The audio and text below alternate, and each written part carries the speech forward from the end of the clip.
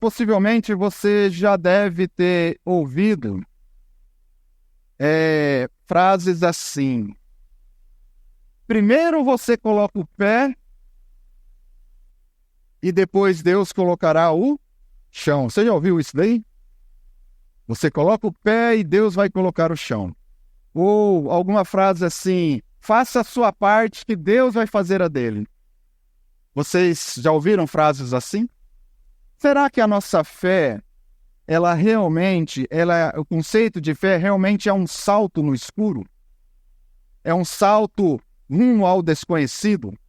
Eu coloco o meu pé e Deus vai colocar o chão? Será que é isso que é o conceito de fé? Faça a sua parte que Deus vai fazer a dele? Será que esse salto rumo ao desconhecido realmente é o conceito de fé? Será que fé é um pensamento positivo? É um mantra onde você fica mentalizando: vai dar certo, vai dar certo. Eu tenho fé, vai acontecer, vai dar certo, vai acontecer. Será que fé é isso? Você ficar repetindo várias vezes para você mesmo que aquela situação vai dar certo? Será que fé é isso? É esse pensamento positivo? É esse mantra mental que você fica repetindo, fazendo força? Às vezes, numa situação que a gente demanda algo além, né, daquilo que a gente pode conseguir, então a gente vai lá e fica: vai acontecer, Deus vai fazer, Deus vai fazer. Será que isso é realmente o conceito de fé? Eu gosto de ilustrar o conceito de fé com a história eu vou contar aqui para vocês e a gente vai tentar ilustrar esse conceito de fé. Imagina que você está andando numa estrada desconhecida lá. Uma estradinha de terra, já está de noite, você quase não vê carro passar por você, você não está indo num lugar que você nunca foi, e de repente o carro quebra. Já aconteceu isso com alguém aqui ou não? Já? E de repente o carro quebra. Aí você fica ali naquele lugarzinho ali, né, só escutando o grilo cantar. Aí você não vê mais luz nenhuma, só vê a luz das estrelas. E você fica ali: meu Deus, quem pode me socorrer, né? E agora? Já aconteceu isso com alguém aqui? É uma situação difícil. Mas imagina que você está nessa situação aí. E imagina que agora você vê lá que antes vem vindo 2 farolzinhos. Você fala: meu Deus, olha lá, o socorro está chegando. E aí para uma pessoa do seu lado e fala assim: o que aconteceu, amigo? Falou: meu carro quebrou. Mas é uma pessoa que você nunca viu na vida. Você não conhece aquela pessoa. Você não sabe quem é, você está conhecendo ela ali naquele momento. Aí você fica com receio de deixar o carro ali, seus pertences, aí você fala assim: olha, tem alguma cidade aí, alguma coisa mais próxima? Não, tem sim, daqui uns 50 quilômetros aqui tem um vilarejo, tem uma cidadezinha. Aí você fala assim: não, beleza, bacana. Será que na hora que você chegar lá, tem como você pedir para vir um guincho e vir aqui me rebocar? O cara vai dizer: sim, beleza. E vai embora. E você fica ali. Passa 1 hora, nada de guincho. Como é que fica o seu coração? Você já não começa a perder a esperança? Será que esse cara realmente chamou o guincho? Afinal, é uma pessoa que você não conhece, nunca viu. Será que esse cara realmente se dispôs a ir, essas horas da noite, encontrar o cara do guincho, bater na porta da casa dele, falar para ele ir lá buscar a pessoa que está na estrada tal, a tantos quilômetros? Será que essa pessoa fez tudo isso, uma pessoa que você não conhece? E você começa a criar dúvidas no seu coração. Por quê? Porque você acabou de conhecer aquela pessoa. Agora vamos fazer um outro exercício. Imagine que essa pessoa que parou ali, por coincidência, é um amigo seu de longa data. Aquele cara que esteve com você em vários momentos da sua vida, que você considera essa pessoa até como sendo o seu irmão mais velho. E aí você fala assim, nossa, que coincidência, mas Claudinei, é muita coincidência, que a história é minha. A história é minha. A gente tá ali, a gente põe lá a história. Aí, Claudinei, mas e agora, né? O que vai acontecer? Vai lá, busca o guincho e fala pro guincho, vem me buscar. Como que vai ficar o seu coração? Vai ficar calmo? E se o guincho estiver demorando?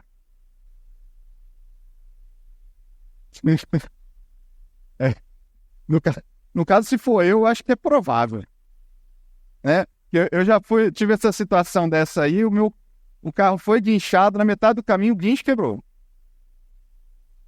Aí teve que chamar um guincho para puxar o guincho com eu em cima. Mas imagina que essa pessoa está demorando lá também, ao mesmo tempo, 1 hora. Como é que fica o seu coração? Fica mais calmo, não fica? Por quê? Porque é um irmão seu, assim, é o cara que você confiou e confia, um cara que você tem total convicção que ele vai fazer algo para te ajudar. Independente se ele conseguir achar esse guincho ou não, o que esse cara vai fazer? Ele vai voltar. Ele vai dar um jeito de falar, cara, olha, não consegui um guincho, tá aqui uma corda, amarra aí, eu vou puxar você, ele vai fazer qualquer coisa para ajudar você que está naquela situação, não é verdade? Isso é o conceito de fé. O que mudou de uma situação para outra? Conhecer a pessoa. Mas não só o fato de conhecer. O que você tem nessa segunda pessoa que você não tem na primeira? Confiança. Confiança. Mas essa confiança surgiu por acaso? Não. Ela surgiu fruto do quê? De um relacionamento. Esse é o conceito de fé. Nós temos fé, nós temos o quê? Confiança. Então a palavra fé, no hebraico, significa emuná. Emuná significa confiança. Confiança. Obediência. É você confiar naquilo que a outra parte está dizendo. Entender que aquilo que a pessoa está dizendo é verdade para você. E você obedece. Fica aí que eu vou chamar o guincho. E você fica e espera tranquilo, porque você sabe que aquela pessoa é totalmente digna da sua confiança. Ela seria capaz até de morrer por você. Então, quando nós colocamos a nossa fé, a nossa confiança, a nossa emuná em Deus, em Jesus Cristo, o que nós estamos dizendo? Que nós confiamos em Jesus. Ele não prometeu que ia voltar, ele não prometeu que ia ali, mas ele voltava logo. Então nós colocamos a nossa confiança naquele que é digno da sua confiança. Por quê? Porque ele morreu por você. Ele é o seu irmão mais velho. Ele é o seu irmão mais velho. Porém, se nós não temos um estreitamento da nossa relação para com Jesus, vai ter vezes que a nossa confiança pode se abalar. Vai ter vezes que a gente vai ficar agoniado, vamos ficar com medo, vamos ficar apreensivo. A nossa esperança pode se esvair. Por quê? Porque nós ainda não construímos uma confiança tal em Jesus para que nós possamos descansar e saber que Ele é por você. Não porque Ele seja infiel, é porque nós não construímos essa relação ainda com Ele. Então, nós entendemos agora que o conceito de fé não é um conceito abstrato. Não é um pensamento, não é um mantra, não é algo abstrato. É uma confiança fruto do quê? De um relacionamento. Quanto mais eu me relaciono com essa pessoa, mais eu tenho confiança. Por isso que a fé, ela pode ser o quê? Medida. Ela pode ser medida. Quando Jesus vira, lá em Mateus 8:10, diz assim, Mateus 8:10, quando Jesus vira, então, e fala para o centurião, ele fala assim, ao ver isso, Jesus admirou-se e disse aos que o seguiam, digo-lhes a verdade, Olha, vocês imaginam a dureza dessa declaração?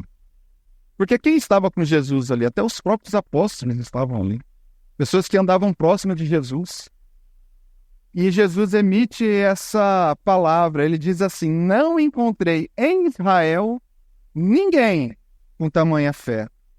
Porque aquele homem depositou toda a sua confiança em Jesus. E muitos que estavam próximos de Jesus, por mais que estejam andando junto com Jesus, tempo junto com Jesus. Crente velho de igreja, andando já há 20, 30, 10 anos, chega uma pessoa ali que nunca tinha visto Jesus na vida e falou: eu deposito toda a minha confiança em ti. Jesus fala: eu nunca vi homem com tamanha fé. A fé pode ser medida.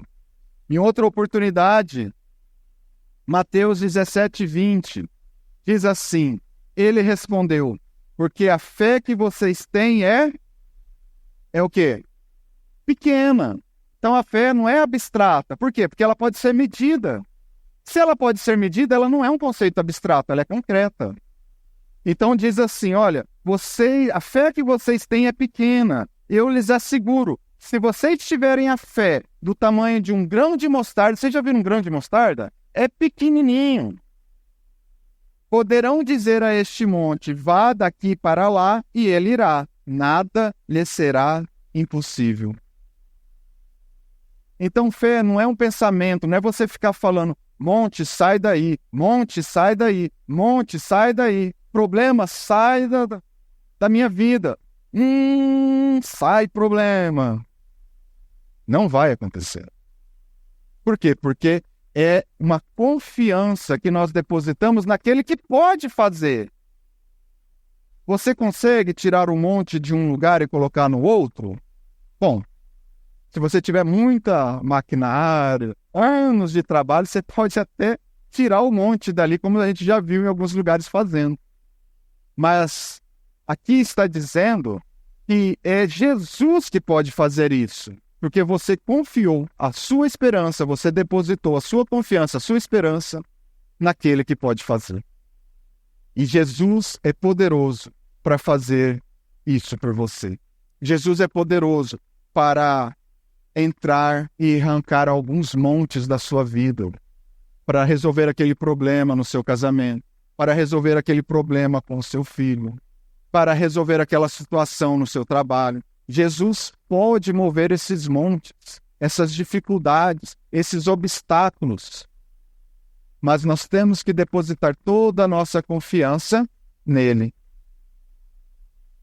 Se ele fizer, amém. Se ele não fizer, a gente tem que entender que aquilo também é para o nosso bem. Porque todas as coisas cooperam.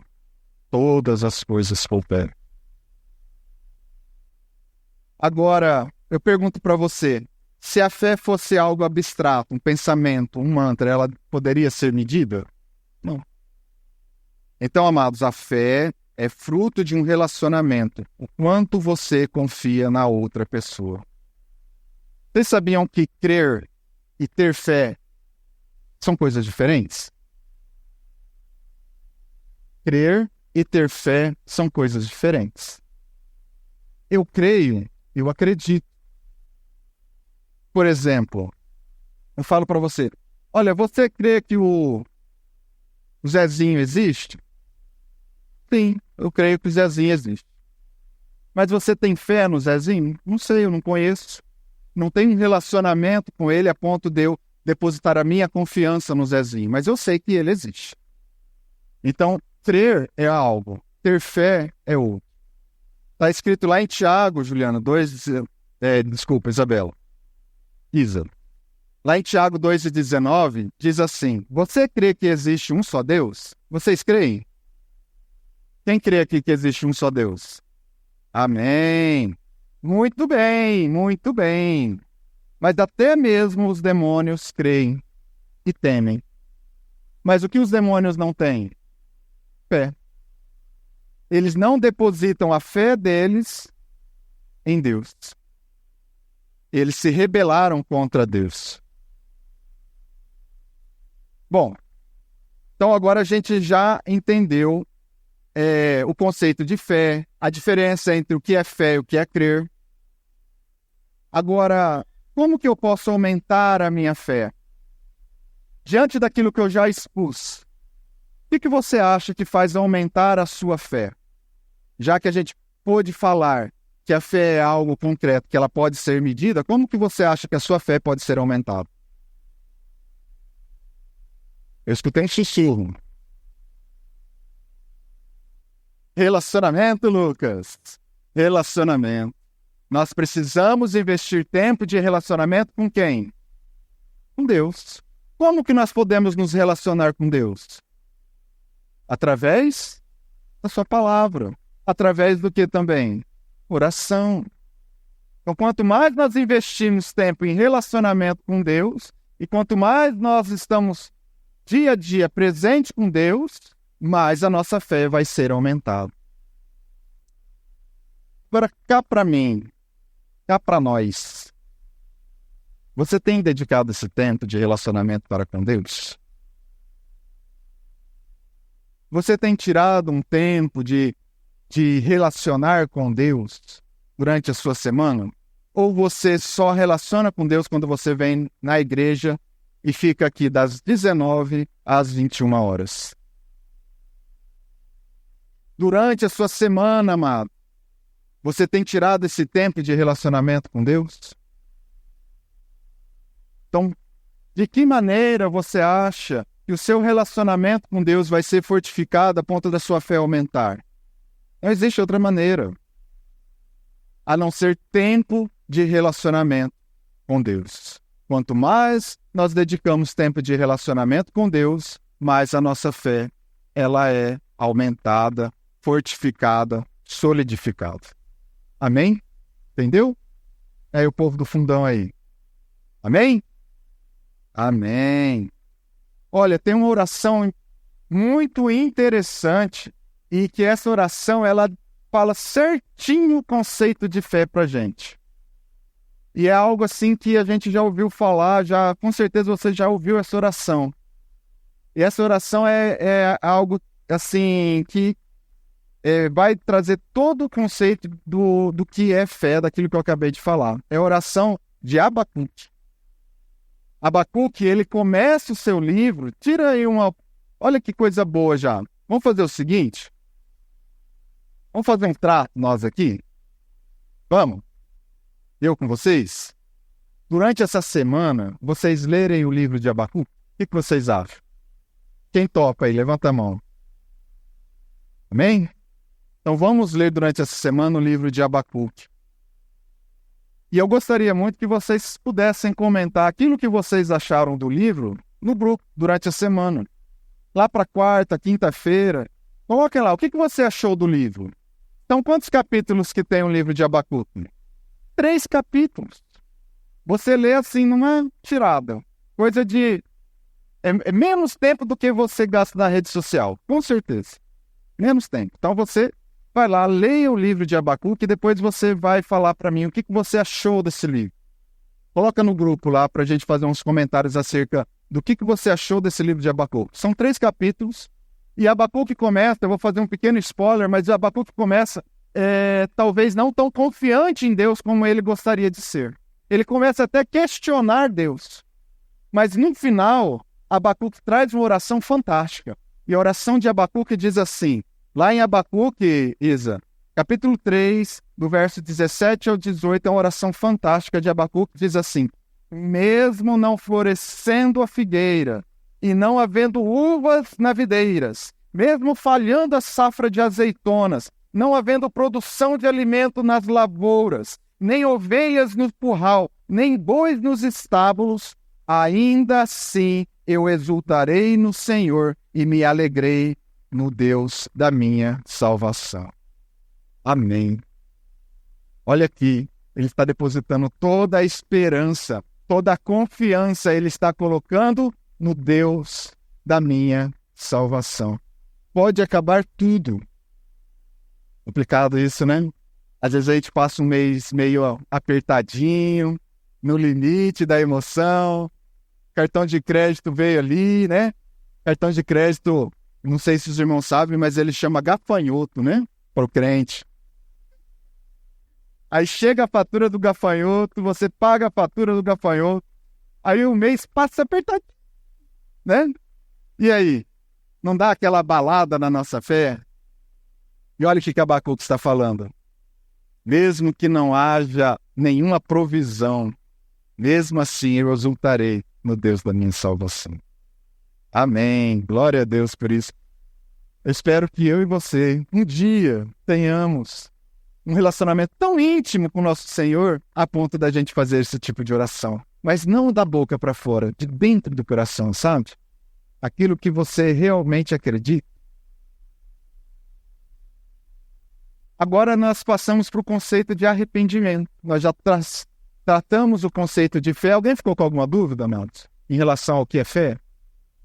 Ninguém? Não? Tudo bem até aqui? Então vamos avançar um pouquinho. Conceito de arrependimento. A palavra arrependimento no hebraico significa naham. O meu hebraico ele é um pouco ali para o lado noroeste ali de Israel, então ele é né, tem esse, né? Então, naham, que significa o quê? Sabe o que significa essa palavra, né, no hebraico, naham? Que foi traduzido como arrependimento? É isso daqui, ó.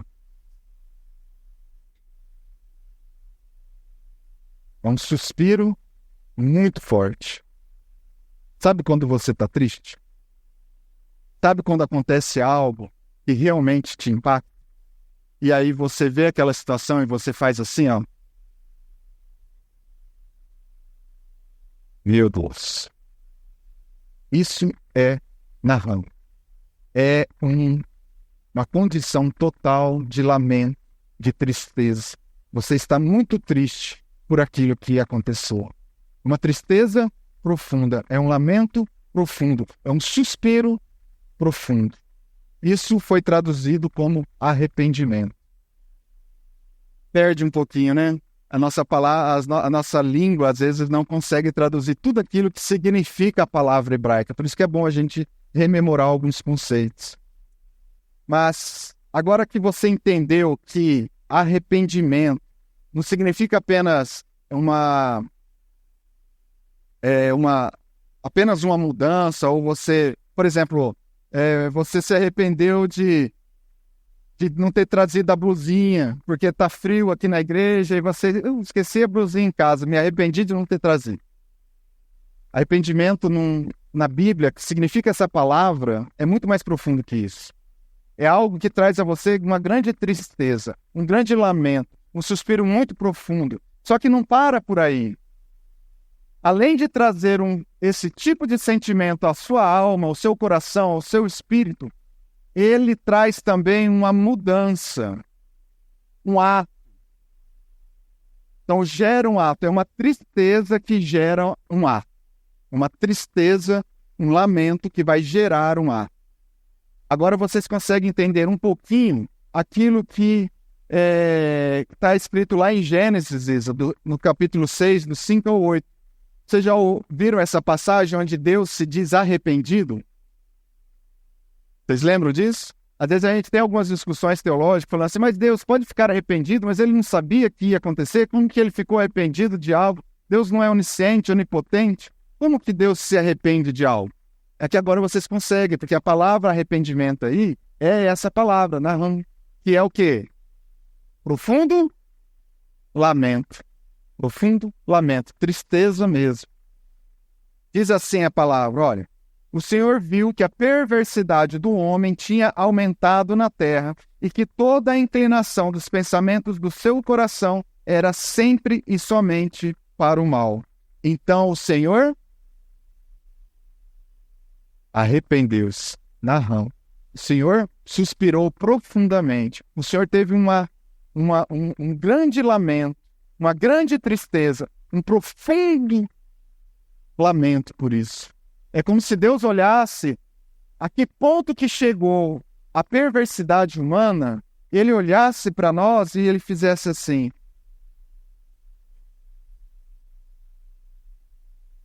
A que ponto os homens chegaram. E diz mais, Ele se arrependeu de ter feito o homem sobre a terra. E isso fez o quê? Cortou-lhe o coração. Aquele homem, aquela mulher que ele plantou no jardim e que fez a sua imagem e semelhança, estava em tamanha perversidade. Os pensamentos dos homens, que somos nós, estava tão grande que Deus olhou e lamentou por isso. E esse lamento foi tão grande a ponto dele cortar o coração. E olha, agora o ato. Diz o Senhor: farei desaparecer da face da terra o homem que criei, os homens e também os grandes animais e os pequenos e as aves do céu. Arrependo-me de havê-los feito. A Noé, porém, o Senhor mostrou benevolência. A misericórdia do Senhor atuando. Agora eu pergunto para vocês, já que a gente já entendeu o conceito de fé, o que você acha que fez com que Deus mostrasse benevolência a Noé? Amém, glória a Deus. Vamos dar um amém pro Júri? Amém, Júri. Muito bem. Isso aí. A confiança que Noé tinha em Deus fez com que Deus mostrasse benevolência, misericórdia para com Noé. Noé depositava toda a confiança dele em Deus, a ponto dele fazer um barco, uma arca enorme. Ô Laís, quanto tempo que o Noé gastou para fazer a arca?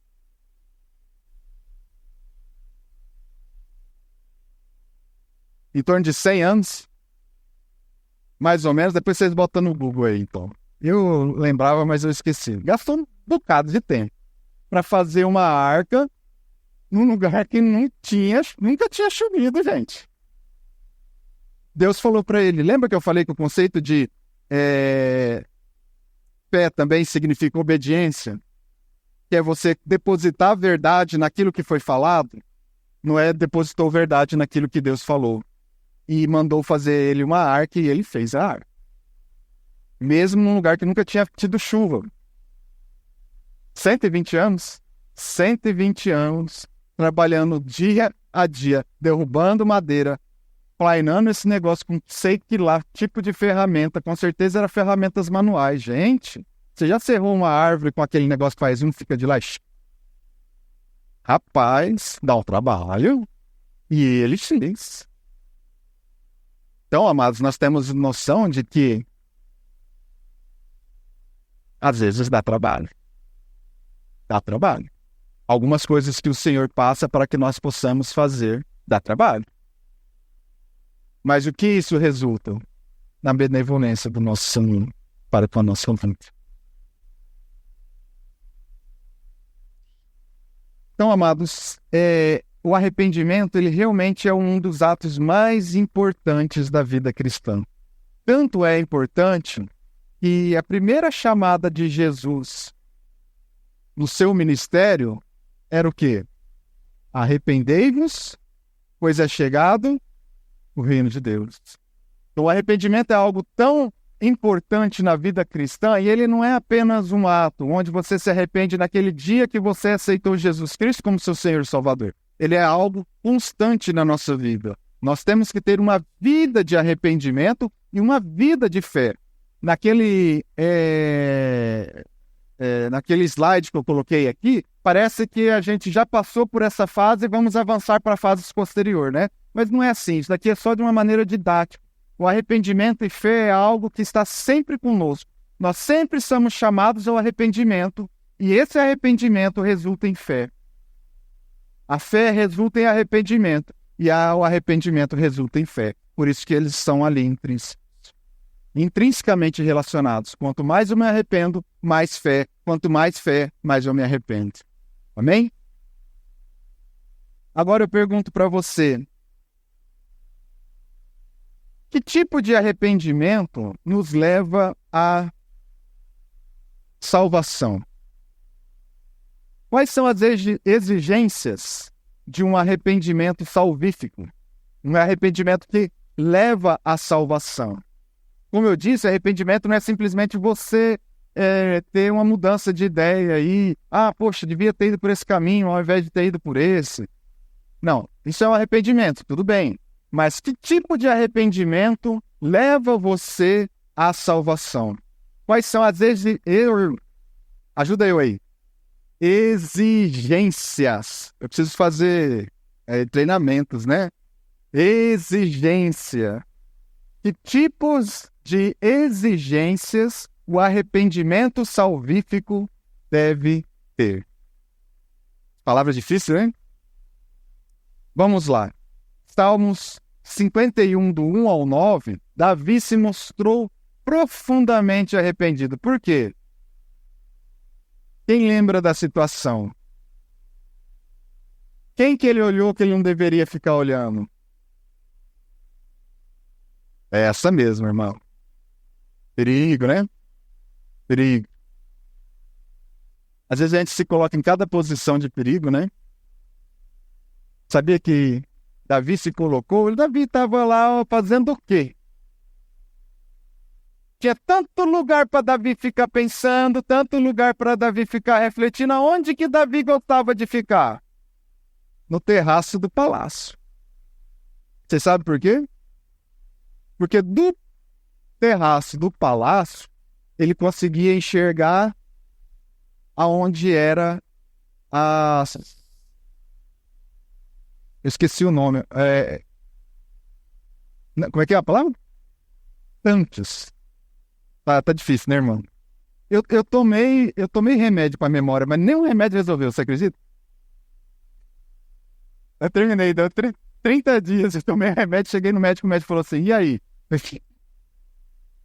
Né, amor? Eu não. Deu certo, não. Tava no 20º dia, eu tava esquecendo de tomar o remédio, pô. Vocês vão ter que ter benevolência para comigo, irmãos. Eu esqueço mesmo. Mas o que aconteceu? Ele, lá de cima do terraço, imagina, ele está lá em cima do palácio, no terraço, onde que ele ficava enxergando? Os tanques de purificação. Por quê? O que acontecia? Quando a mulher acabava o período menstrual, ela tinha que fazer o quê? Se purificar. E quem que estava lá em cima no terraço olhando as mulheres tomar banho? O rei. Você vê que ele se colocou nessa posição até um ponto dele chegar lá, um momento onde ele viu uma linda mulher que encheu os olhos dele. Mas você percebe que há uma escalada para o pecado. O cara vai lá, subiu lá sem querer, fala, opa, dá para ver. Daqui dá para ver. Aí, de repente, ele ficava nervosinho, ele subia lá no terraço. Tô aqui olhando, de boa. Sem querer, olhei aqui. Sabe essas abas de computador que abre assim, sem querer? Sabe? Apareceu essa abinha aqui no meu computador. Aí. Apareceu esse videozinho aqui no meu Instagram. Esse vídeo aqui no Facebook, hein? Facebook. Aqui não tem conta. Eu sei. Fazer o quê? Olhei. Tome cuidado. Não se coloque nessas posições de vulnerabilidade. Sabe? Levar o celular para o banheiro. Ficar ali olhando vídeos porque você está trancado. Ninguém vai saber, né? Ou vai? Tome cuidado. Não se coloquem nesses estados de vulnerabilidade, não é só com os homens, mulheres também. Mulheres também. Tome cuidado. Agora, o que aconteceu? Davi ficou olhando demais, se encantou por Betseba, depois a mulher era casada, o que ele resolveu fazer? Dar um jeito no marido. E aí ele é confrontado. Depois que ele é confrontado, ele escreve esse salmo. Ele se arrepende profundamente. Davi olha para a sua condição, Davi olha para aquilo que ele tinha feito, para o ato que ele tinha praticado, e ele tem um profundo lamento, uma profunda tristeza daquilo que ele acabou de fazer. E ele escreve esse salmo de número 51. Eu gostaria de ler com vocês. Tem misericórdia de mim, ó Deus, por teu amor, por tua grande compaixão, apaga as minhas transgressões.